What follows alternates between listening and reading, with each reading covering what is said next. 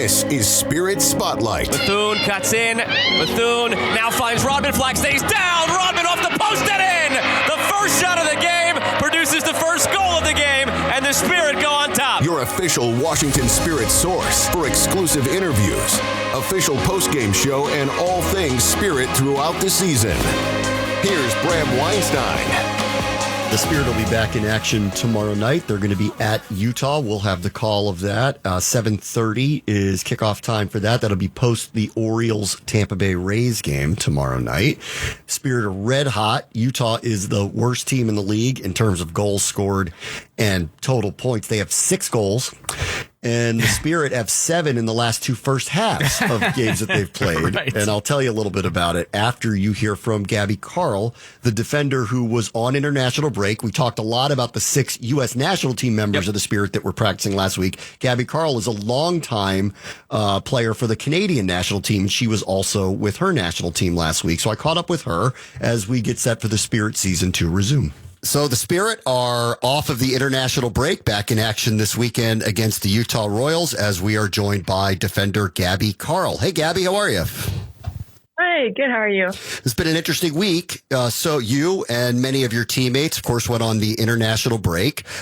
We obviously around here focus a lot on the U.S. women's national team. You're part of the Canadian national team. What is your experience like playing for your home country? Yeah, obviously it's an honor. It's something I've been doing for almost 10 years now, which is absolutely crazy, but it never gets old. Every time I put the jersey on, the crest on, it's the absolute honor. So for some of your teammates, specifically a couple of rookies, they had their first opportunity to get national team experience. Can you remember back? It's been a long time for you, but can you remember back to what that feeling was like to take part for your national team for the first time? Yeah, for sure. Honestly, so stressful, that first time. It's just, you want to do so well, but it's also just so exciting. There's just so many high emotions from getting that first camp, that first cap, everything. And you can just kind of see your future and how it's going to be. Maybe it's the biggest opportunity ever. So it was just really exciting to see them get that opportunity. Okay. Can you take me through the last, week and a half, 2 weeks? So the team's playing really well, the Spirit, and then all of a sudden here's this break, and then players kind of go off on their own and now they regroup again. What's that week like for the team as you kind of try to just get back on track together? For sure. It's always interesting because we all go in our different environments, but I think in great environments to improve. And so the girls that are still in Virginia are training hard, and we're also training hard respectively. And so then when we come back together, it's just a matter of having a few meetings to get everything back together, a few trainings, but it usually comes back together pretty nicely. Yeah.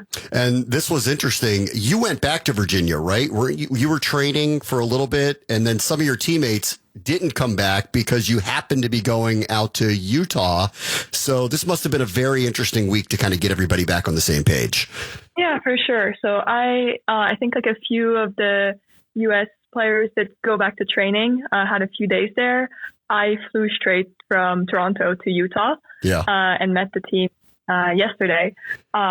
So it is really interesting how the dynamics of this window, but I'm really not worried about us. I think we're really good at coming back together and being there. Okay, so let's get into where the Spirit are. You guys have played really well lately. You sit where you sit in the table, which is in striking distance of the top spot.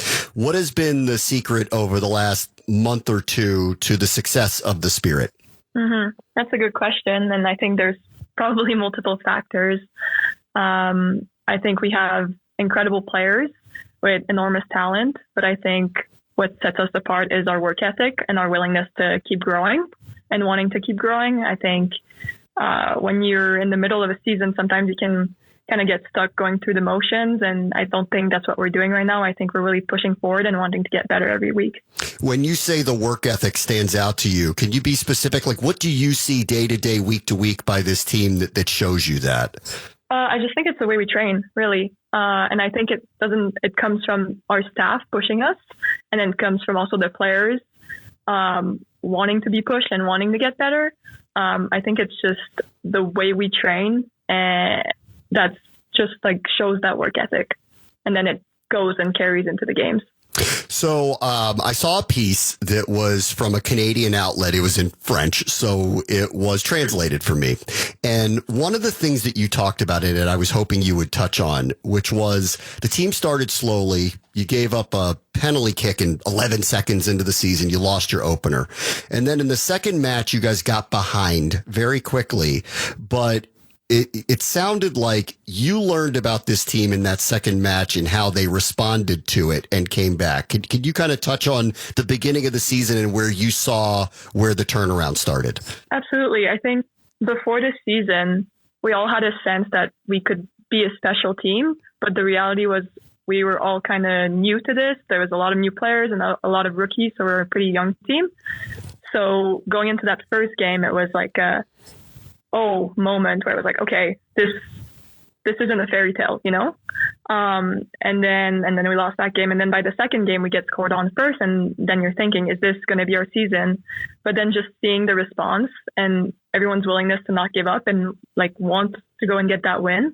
And then getting that win on like a complete last minute goal just showed what we're capable of.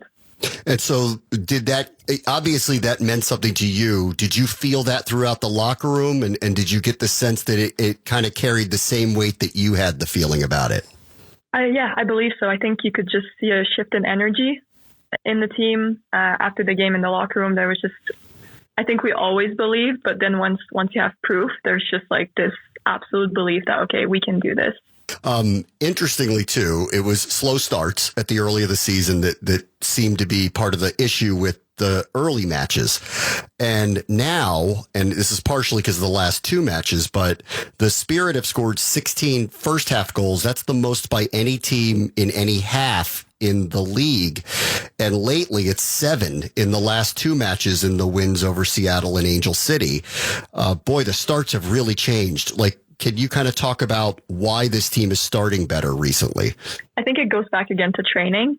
It's a real reality that happened that we were getting scored on early on a lot. And that's something we addressed as a team. And then going out and training in a way that's like, okay, from the second we step on that field at training even, we have to be like on. We have to be ready. We have to be mentally prepared. We have to go into tackles. We have to do everything we need to do so that when we are on the field for a game, it's that same mentality of like once the like whistle blows, it's game on. All right. Last thing, you're playing Utah this weekend. Obviously, they're struggling. They're struggling to score. Obviously, you can't take anybody lightly. How are you guys thinking about this match this weekend? Yeah, as you said, this is the NWSL. You can't take anyone for granted. So I think we're addressing it the same way we address any other team, which is with respect. And we're taking our game plan seriously. And obviously we scouted them and everything. And so now it's just about delivering on the field. All right. Good luck this weekend. We look forward to seeing you back in Virginia and back at home next week. Gabby Carle, thank you so much. Thank you very much. All right, that's Gabby Carle. I'll give you a couple minutes on that match. We'll be calling it, obviously, tomorrow night. Mm-hmm. They're playing in Utah. They beat them 2-1 first meeting, but that feels like eons ago. Utah is an expansion team, if that doesn't make any sense to you. Yes, they were Utah once. Then they went to Kansas City, and then they got this team, and it's an expansion team. They have a lot of rookies. This is an interesting matchup because 4 of the top 5 draft picks are on these two teams. Yep.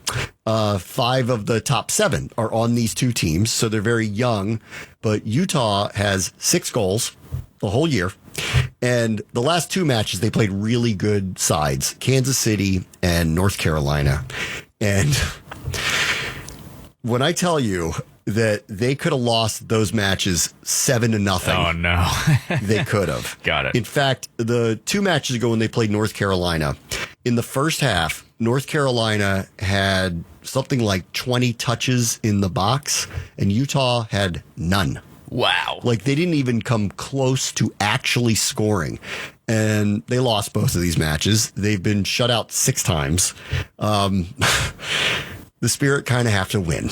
This is they're having trouble. This is the second game in a row where it's as we like to call, an auto-win game. Yes. They ought to win this. But even in that Seattle game a couple weeks ago, they only won 3-2. The Spirit did. That's right. And you and I were even kind of looking at each other at the end of that game like, I don't know. Should have been a little more of a runaway. Yes. In this case, too, like in the last match, they lost 1-0 to Kansas City. The goal came early in the second half. In the first half, Kansas City had what they called 7 big chances, hit a crossbar. Somebody for Utah somehow headed away a goal that was heading into an open net. Their best striker literally missed 2 wide open nets. Like it should have been 5-0 at half. So this one feels like and I know it's been a weird week, but it's a weird week for everybody.